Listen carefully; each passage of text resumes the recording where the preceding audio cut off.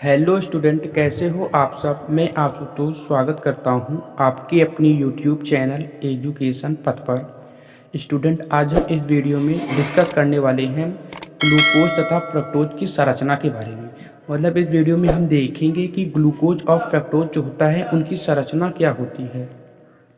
इधर है आपका ग्लूकोज की संरचना और इधर दिया गया है आपका फ्रक्टोज की संरचना। तो देखते हैं कि ग्लूकोज और फ्रक्टोज की संरचना कैसी होती है, उनके बीच में क्या अंतर होता है।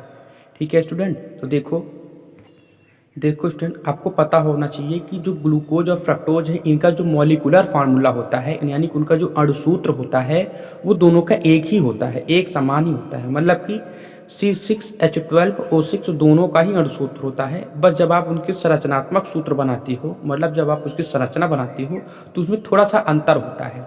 वो क्या अंतर है उसको हम इस स्ट्रक्चर में समझते हैं। तो देखो स्टूडेंट, जो ग्लूकोज का फार्मूला होता है वो होता है आपका C6H12O6। ठीक है, ये आपका ग्लूकोज का भी होता है और यही आपका फ्रक्टोज का भी होता है। दोनों का अणुसूत्र यही है। दोनों में 6 कार्बन होते हैं, दोनों में 12 हाइड्रोजन होते हैं और दोनों में 6 ऑक्सीजन होते हैं। मतलब जो मॉलिक्यूलर फार्मूला है वो दोनों में सेम होता है। तो देखो स्टूडेंट, इसमें कैसे होता है मॉलिक्यूलर फार्मूला ग्लूकोज का। देखो 6 कार्बन होते हैं यहाँ पे, एक कार्बन यहाँ हो गया, एक कार्बन यहाँ हो गया, एक कार्बन ये रहा, एक कार्बन ये, एक कार्बन ये, एक कार्बन ये। मतलब इस तरह से आप 6 कार्बन लगा देते हो। ठीक है, तो इसका जो पहला कार्बन होता है उसके साथ लगा होता है एल्डिहाइड। ठीक है, एल्डिहाइड क्या होता है आपका CHO। ठीक है, तो बाकी आप जब इसका स्ट्रक्चर बनाओगे तो आप इस तरह से बना दोगे। मतलब कि इस कार्बन के साथ डबल बॉन्ड के साथ ऑक्सीजन लगा रहेगा और इधर एक H, मतलब कि CHO होता है पहला कार्बन पे। ठीक है, मतलब एल्डिहाइड होता है। उसके बाद जो है आपका C, इसके साथ OH लगा रहेगा, इधर हाइड्रोजन होगा, इधर भी हाइड्रोजन हो जाएगा, इधर OH हो जाएगा, फिर इधर OH, इधर हाइड्रोजन, इधर OH, इधर हाइड्रोजन, फिर नीचे जो है आपका CH2OH होता है। ठीक है स्टूडेंट, बाकी आप इसका भी अगर आप स्ट्रक्चर बनाना चाहो CH2OH का तो आप इस तरह से आप इसको बना सकते हो। मतलब इस कार्बन के साथ एक हाइड्रोजन इधर लगा दो, एक हाइड्रोजन इधर लगा दो। ठीक है, फिर उसके बाद एक वैलेंसी और बचती है कार्बन की, तो उसमें आप एक ऑक्सीजन लगा दोगे।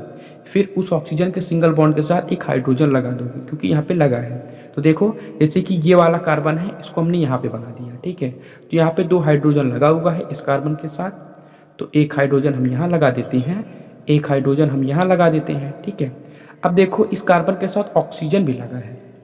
ठीक है, तो ये जो ऑक्सीजन है इसको हम यहाँ पे सिंगल बॉन्ड के साथ बना देते हैं और इस ऑक्सीजन के साथ एक हाइड्रोजन भी लगा है, तो यहाँ पे एक हाइड्रोजन लगा के फिर देखो यहाँ पे ये जो कार्बन है इसके साथ ये वाला कार्बन जुड़ा हुआ है। ठीक है, देखो जैसे यहाँ पे ये देखो बॉन्ड बना है, ऐसे यहाँ पे ये हमने बॉन्ड बनाया, फिर इस बॉन्ड के साथ ये वाला कार्बन जो है जुड़ेगा। मतलब कि इसको आप इस तरह से भी लिख सकते हो, बाकी आप इसकी भी स्ट्रक्चर बनाना चाहो तो आप इस तरह से बना सकते हो।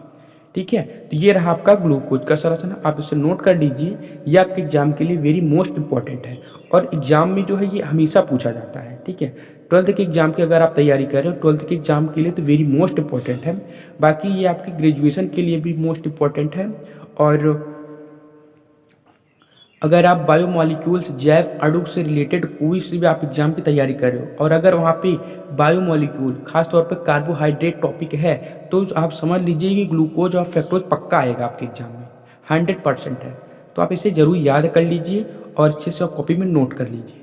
फिर इधर हम देखते हैं फ्रक्टोज की संरचना को।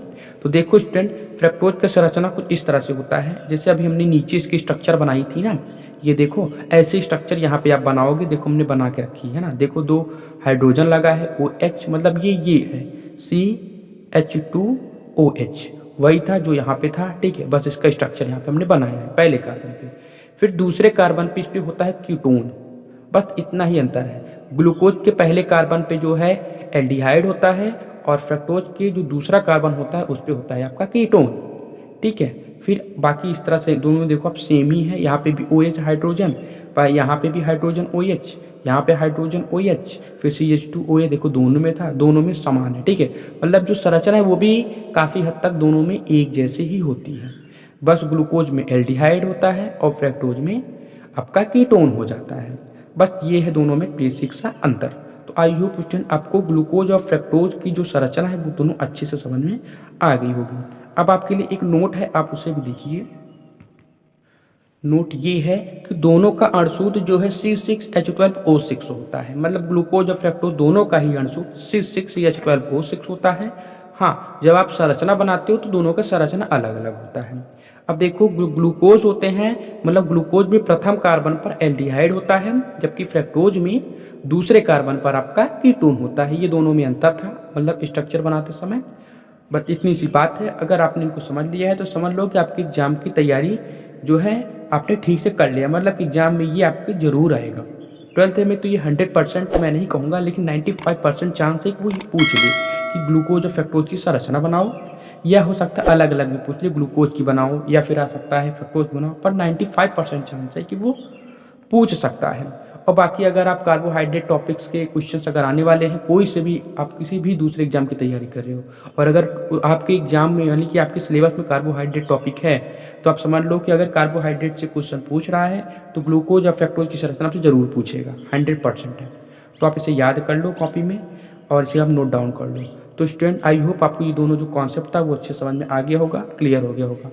अब स्टूडेंट, अगर आपको हमारी वीडियो अच्छी लगी है तो आप हमारी वीडियो को लाइक करिए, हमारे यूट्यूब चैनल एजुकेशन पथ को भी सब्सक्राइब करिए, जिससे क्या होगा कि आपको ऐसी क्लास 9, 10, 11, 12 के बायोकेमिस्ट्री से रिलेटेड सभी इंपॉर्टेंट टॉपिक्स की वीडियो लेक्चर्स और नोट्स मिलते रहते हैं, जिससे कि आप अपनी पढ़ाई को कंटिन्यू कर सकते हैं। और जो आप अगर चाहो तो आप हमारे टेलीग्राम चैनल को भी ज्वाइन कर सकते हैं, आपको इन सभी वीडियोज़ के लिंक आपको डायरेक्टली वहाँ पे मिल जाएंगे।